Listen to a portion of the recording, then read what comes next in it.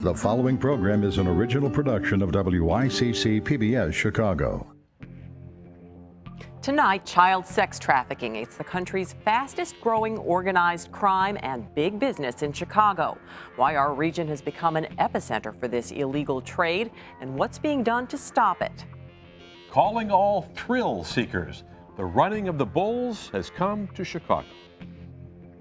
And an outspoken critic of the mayor is now his opponent. Alderman Bob Fioretti announces his bid to unseat Rahm Emanuel. These stories and more this week on In the Loop.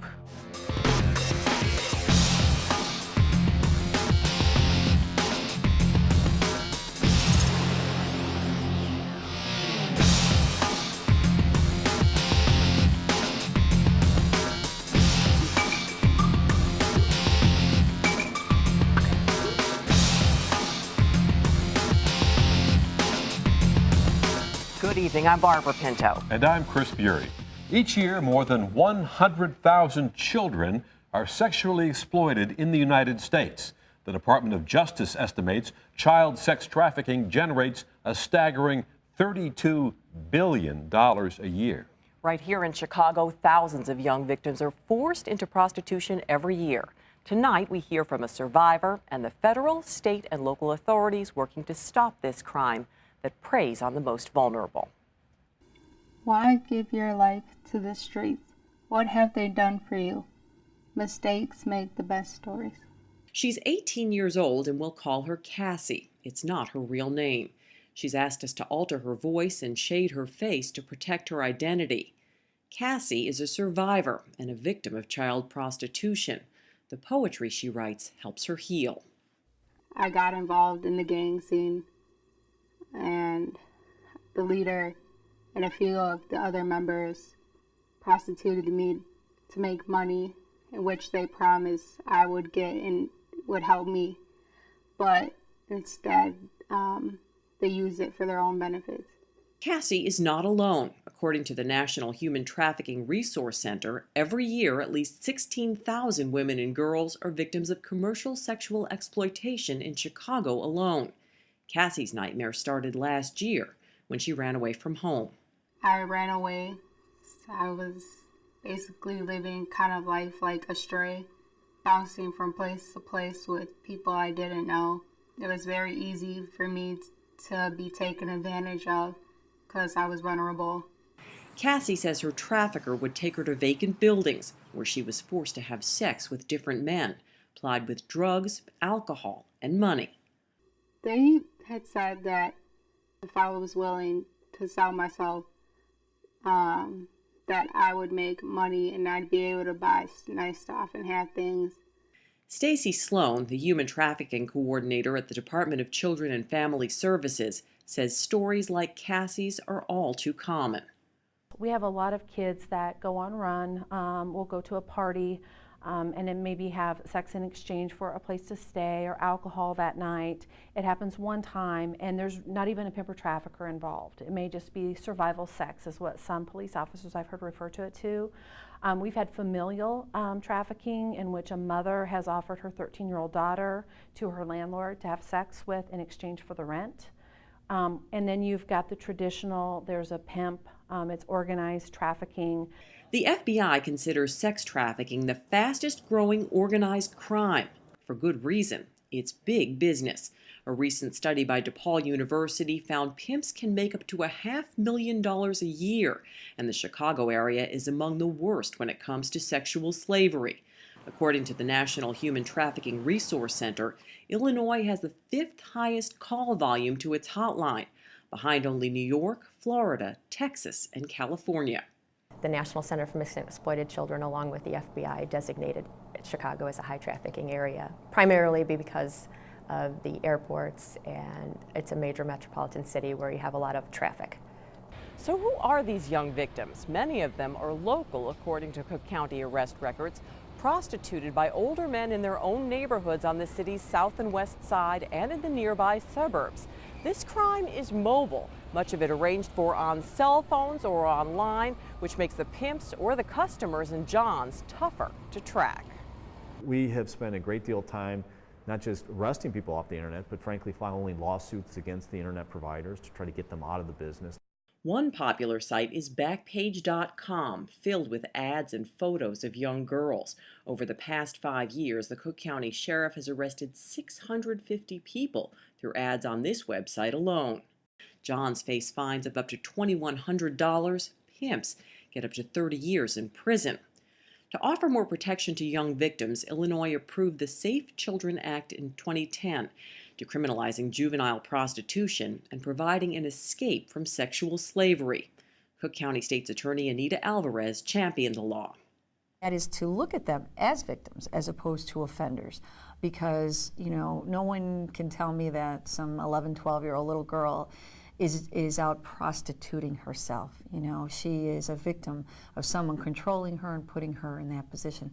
So the law allows us to treat them as the victims that they are, to connect them with social service providers to help them, because our goal is to get them out of this life. Getting out was not easy for Cassie. It's been a year since she escaped the mental manipulation of her trafficker.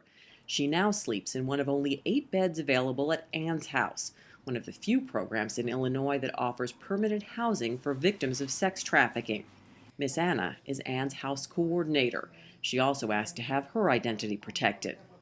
Ann's House is part of the Salvation Army Promise program. We bring them into our home and provide them not just with a safe environment where they don't have to worry about being abused, but we provide them with mental health care, medical care. We work with them to make sure that they continue their education. Since coming to Ann's House, Cassie has slowly regained her independence, graduating from high school and now attending college to become a social worker. My ambition in life is to inspire others, to take where I've come from and the struggles, and to be able to help others and motivate other people. Police say Chicago's prominence as a convention city makes it a lucrative hub for traffickers like the ones who held Cassie captive. Federal agents from the Department of Homeland Security and social service agencies are now teaming up to train convention workers, even dancers and bartenders at gentlemen's clubs, to identify victims of human trafficking and report their captors to police. Now here's Chris with a look at this week's headlines. Barbara, the mayor's race takes a new turn. Several Chicago neighborhoods are top contenders for the Obama Presidential Library. And look out below, a flying Wallenda wants to tiptoe among the skyscrapers. Chicago Alderman Bob Fioretti enters the race. Today, I am here to announce that we are running for mayor of the city of Chicago. He blasts Mayor Emanuel on pensions, schools, and violence, and pushes attacks on suburban commuters. 2 Chicago universities, along with others in New York and Hawaii, have made the cut as possible places to build the Obama Presidential Library. The locations here, all on the south and west sides. I think it should come in the Hyde Park area. U of C has so many resources, but UIC, it would bring a tremendous amount of recognition to that area. Next stop, Chicago. A big moving company finds the Windy City the nation's top destination for those relocating over the summer. One Chicagoan has some advice for the newcomers. Best thing I can say is get a big winter coat. That's the best thing I can say. Get some boots, some thermals, and get prepared. Now, I'm sure our guests today are just as prepared to take on these topics. Joining us are Daryl Denard, journalist and TV personality, Amisha Patel, executive director of the Grassroots Collaborative, and Mika Brown, host of the Chicago Sun-Times web series, The Minority Report. Welcome, everybody. Thank you. Let's jump right into the mayor's race. Does Alderman Fioretti make it competitive, Daryl? I think that he makes it competitive, the mere fact that he has name recognition, but the real question that needs to be asked is what type of impact does this have on a potential Karen Lewis run? And Karen Lewis has not decided whether or not she is going to run yet. She is raising money. She's already contributed $40,000 to her own campaign, or lent that money to her own campaign. If it walks like a duck and talks like a duck, what do we think? It might be a duck. I think it's a really interesting moment. She's got a big base across the city of Chicago, not just her own union members, but parents, students, young people across the city who know who she is and what she stands for. And I think it's really interesting, this moment. And I think it comes from the fact that Mayor Emanuel's approval ratings are so low. Folks are not happy. They want an alternative. They want something different and someone who comes from their neighborhoods and represents them. Mika, how do you see the race taking shape, assuming, as we're assuming, that Karen Lewis does jump in along with Fioretti? I really do see Karen getting the vote of the people, especially African Americans. Right now, Ram isn't doing too well in that community. So I feel that she's going to bring a great perspective. I feel like she is relatable, so I think she's going to do really well. On Fioretti, in his announcement, he really attacked Mayor Emanuel on pensions and on school closings. But can't the mayor come back, and I'm assuming he will come back and say, look, I had to make very difficult choices because of the financial condition of the city, and that condition has improved. Well, talking about back, one of the first comments that came from an operative of the mayor was that they really just totally tried to call Fioretti spineless, saying that he had no backbone. The mayor was asked about that comment that one of his managers, campaign managers, or campaign spokespersons had made, and he kind of backtracked off of that, accusing Fioretti of not being willing to make any hard decisions along the lines of what you said. The mayor came out and said, I had to make all of these hard choices. I had to deal with the pension issue. You know, I had to deal with trying to avert a strike for the upcoming years in terms of the teachers. So these hard choices were choices that were foisted upon me in terms of the previous administration, and I'm the kind of guy, you know, I did it in the White House, so now I'm doing it right now in Chicago. Alderman Fioretti has made one very specific proposal, and that is suggesting a commuter tax on suburbanites who come into the city to work, a tax of up to 1%. Any thoughts on that idea?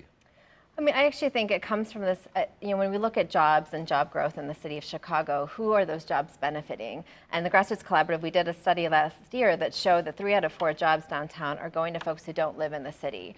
So this idea of if Chicago taxpayers are subsidizing corporations to come to the city, but we're not getting those jobs, there's a real question here about the benefit, right? And what do we do about that, right? How do we make sure that Chicagoans benefit directly from that job growth?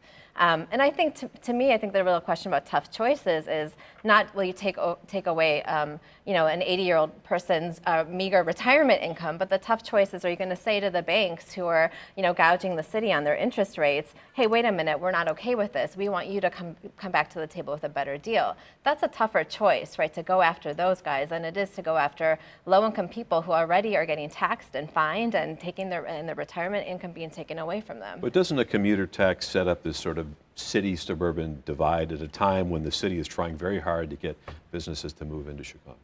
I definitely do think there's a divide, and I really am curious to know how big of an impact this commuter tax is going to have on the city. Instead of taxing commuters, why don't we continue to foster small businesses, entrepreneurs, and having incubators so that we can have more business and bring in more wealth into the city? Well, we're talking, go ahead. And I was just going to interject here. Let's be realistic about this. Nobody wants to, we live in a time right now where nobody wants to hear the word tax. That's why we're currently in the morass that we're in statewide. Because we realize that we don't want people to be taxed commensurate with the services that they like. The governor wants to extend, the tax increase that he had to put in order to try to appease, the credit providers and the rating services to allow the state to continue to function to borrow money. But people said, hey, we'll do it temporarily because it's a tax. We live in this kind of society right now that is just totally unrealistic. We enjoy the services in terms of going downtown and seeing clean streets and being able to send out children to public school and having our garbage picked up. But then when it comes to taxes, nobody wants to pay taxes. But of course, suburbanites are saying, look, why should we be bailing out the city's poor financial management over the years? Well, let's move on to another sort of point of politics, because there's a lot of back-scene politics going on over the Obama Presidential Library. We now have the semifinals, and the 2 Chicago universities are in the cut, along with Columbia University and the University of Hawaii. Will Chicago beat out these others? Why wouldn't they? I mean, Chicago it doesn't make any sense to not have it anywhere else, especially with the extension of Lakeshore Drive. I feel like putting the library on the south side is just going to add to the regentrification that we're doing to the city. And when we look at these locations, the South Side locations near the University of Chicago, including South Shore down at the Cultural Center, and U of UIC on the West Side, and some locations with a nice view. Any thoughts on these locations, Amisha? Where you'd like to see it? I think to me the question is, I mean, there could obviously be a benefit to the local neighborhood wherever it is. I think the question is, again, are we going to subsidize it? So the state already has been talking about $100 million in subsidies to in contributions of tax dollars. That didn't go anywhere, by the way. That didn't go anywhere, but there's a drive there, and I think the question again is like, and especially if it comes to the University of Chicago, where people have been fighting for years for a trauma center that would, that the university hospital is refusing to do, yet is trying to lure this Obama presidential library. I think again the question of how do we make sure that it benefits the local neighborhood, and that also that we're looking at the full needs of the neighborhood that library would be placed in. Daryl, do you think taxpayers ought to foot the bill or some of the bill if Chicago does get a library? You have to look at the benefit of footing the bill, so to speak. If it's going to provide numerous construction jobs and numerous full-time jobs, then it makes sense to make an investment in a building like that. I think the same argument was had with regard to the potential Lucas Library. Not Lucas Library, but the Lucas Museum in terms of what we refer to as the Star Wars Museum. They're talking about building that primarily with all private funds.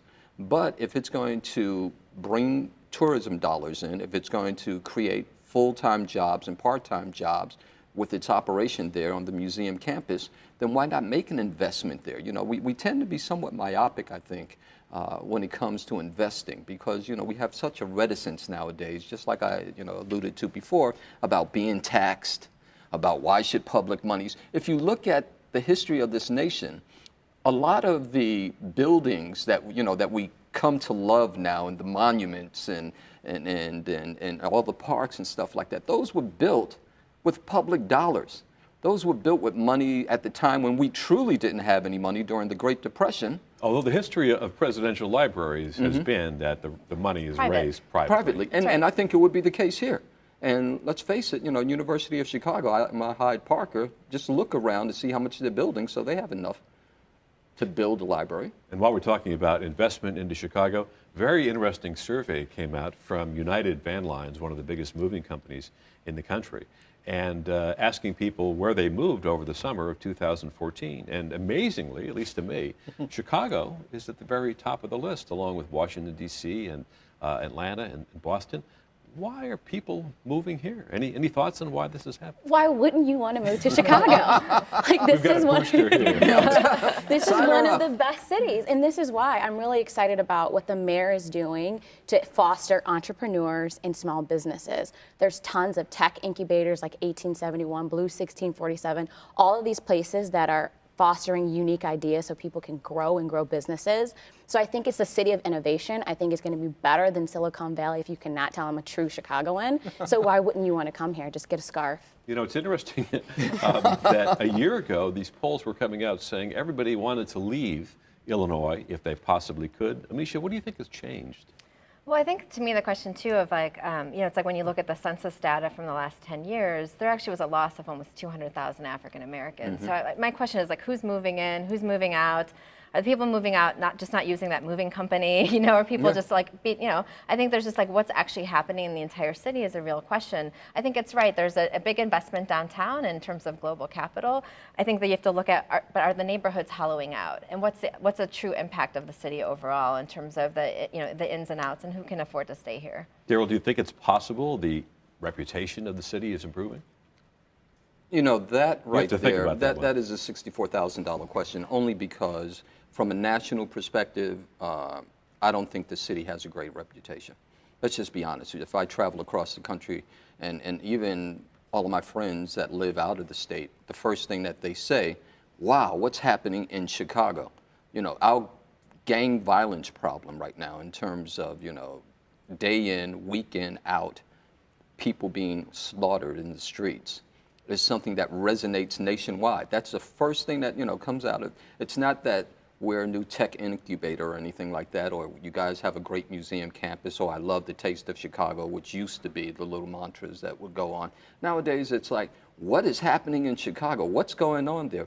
Why, why are you guys so violent? Could that be changing? Because in fairness, the crime rate and the violent crime rate, at least for homicides, has come down. At the same time, we're seeing the survey. So the question is there a change afoot maybe in the perception of this city? Any other thoughts? Well, coming from the All-Star for Chicago, I feel like the perception isn't as bad as what we think it is, especially when we travel internationally and we talk about Chicago. I feel like we're not doing enough publicity on the really great things that we're doing, which the violence is kind of masking that. So I feel like the perception is okay. It could be better, but I don't think it is as bad as what people think it is. At the intersection of politics and religion, Cardinal George wrote in a Catholic publication recently comparing the advocates of gay marriage to supporters of Sharia law. Was that off the mark or valid? I think it's ironic that, Sharia law means religious law as opposed to secular law, right? And so it's just a whole mix of irony there because actually there has been a human rights movement to have laws that represent the human rights of individuals separate from religion. So I think the whole thing is interesting. I think there's clearly a movement around gay rights that there's more work to be done, but there's a huge sea change that has happened in the communities that continues to need to happen.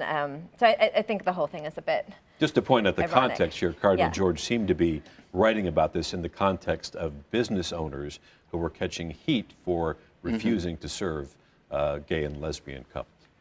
I think that looking at the analogy that Misha just mentioned, the reality is that the cardinal is going to come from a base of religious law in terms of the canon of the Catholic Church.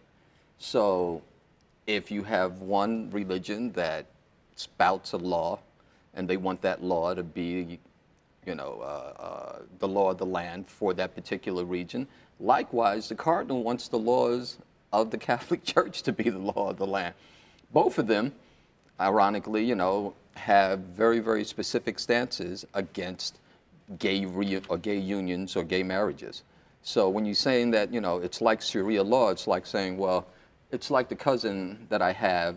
I don't really want to say he's a relative. So why are you kind of bringing up the bad cousin here when your philosophy is exactly the same? But there seems to be a big fundamental difference, Mika, and that is this law was passed by an elected assembly in Springfield, the elected representatives of our democracy. My response to that is, what happened to the separation of church and state? Let's keep all things separate. I'm a religious person. It has nothing to do with what goes on in the laws. So people are humans. Everyone deserves the right to be equal. So just keep it separate. And the law is not asking the Catholic Church to celebrate these weddings. No, it's not. But once again, I think that he's caught between a rock and a hard place because we have shifting demographics and shifting attitudes on this issue. It's an issue that's going to be taken up rather forcefully this coming year with regard to the Supreme Court, because it was somewhat ambiguous in terms of what they said last year with regard to gay marriage, even though, it was like, hey, here's the handwriting. The handwriting's on the wall. You guys need to start to strike down these laws forbidding it. But then people find a way to try to get around the laws, so they have to readdress it again. And I think that that's what's going to happen this upcoming year. We have to move away from religion and politics just for a moment and go to the Wallendas, at least one of them, Nick Wallenda, a member of the famous family. We see him here over the Grand Canyon, is now coming to Chicago in November. He says he's going to tightrope walk from the Marina Towers across the Chicago River to the Leo Burnett building without a net, he says. Who's going to be watching this? I'm definitely going to have a front row seat for that. And if you want to walk across and risk your life without a net, then just let him do what he does. Just sign a really great contract so that we're not liable for any injuries. And Amisha, should the city be okay with this? Well, I think it's interesting that it just recently came out that it's against the law. Like there's state law that says you have to have a net or you have to have some. So I don't know how, and I believe the mayor's in support of him doing this. So again, it's a little ironic. If the rope is apparently a nickel size, if that's what you want to do, it's fascinating. Daryl, very quickly, last word. I think that I remember his father in terms of the Flying Wallendas, and I think it's just great theater. All right, on that note, we have to leave it. Thanks to our guests, Daryl Denard, Amisha Patel, and Mika Brown. If you can't walk a tightrope, how about running with the bulls? The event that draws thousands to Pamplona, Spain every year has inspired a new American version that recently made a stop here in the Chicago area. Hundreds of brave souls, some dressed like superheroes, endured the rain to do something few will ever experience.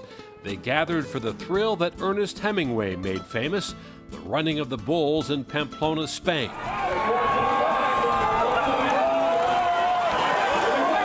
Now an American version called the Great Bull Run is on a nationwide tour, including a stop at Hawthorne Racecourse in Cicero. I wanted to do this since I was a little kid, when I was young and dumb, and now I'm old and stupid, a little bit heavier, but something I've always wanted to do. And it's a lot cheaper than flying to Spain. Like Pete Superman Ontiveros, Chicago resident Zach Edwards is a self-proclaimed adrenaline junkie. 2 years ago, he ran with the bulls in Spain. Now, Zach and his friends are ready to run alongside a herd of animals that weigh as much as 2,000 pounds. When I was running in Spain, I remember people told me kind of keep your arms up, feeling around you, high step when you're running, just because somebody falls down and you trip over them, now you're down too. It's chaos, man. It's hard to prep for it. They are insane for doing this. I hope they all come out alive, but they're nuts. They're so crazy.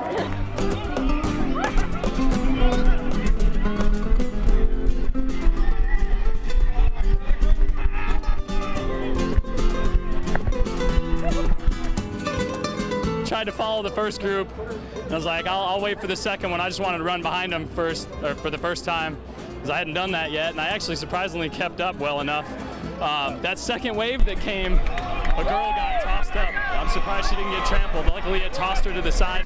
One-ton bulls stampeding past runners at speeds of more than 30 miles an hour may seem like a death wish.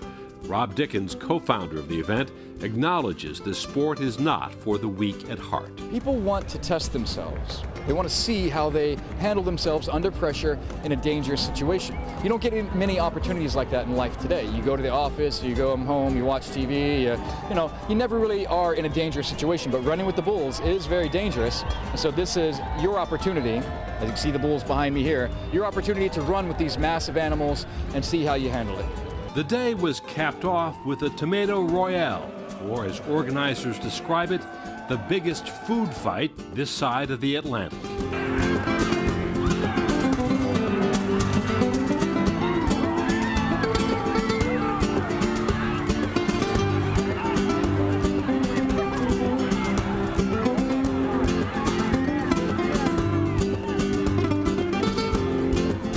I got in the midst of it for most of it. Man, it hurts. It's fun, but it hurts. It definitely take a beating. I'm going to be sore tomorrow. I wonder who's crazier, those guys or the Walendas?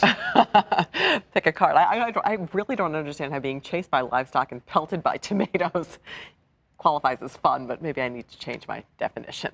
But that does it for this week's show. If you'd like to see more of our interview with Cook County State's Attorney Anita Alvarez, you can log on to our website and look for the In the Loop tab.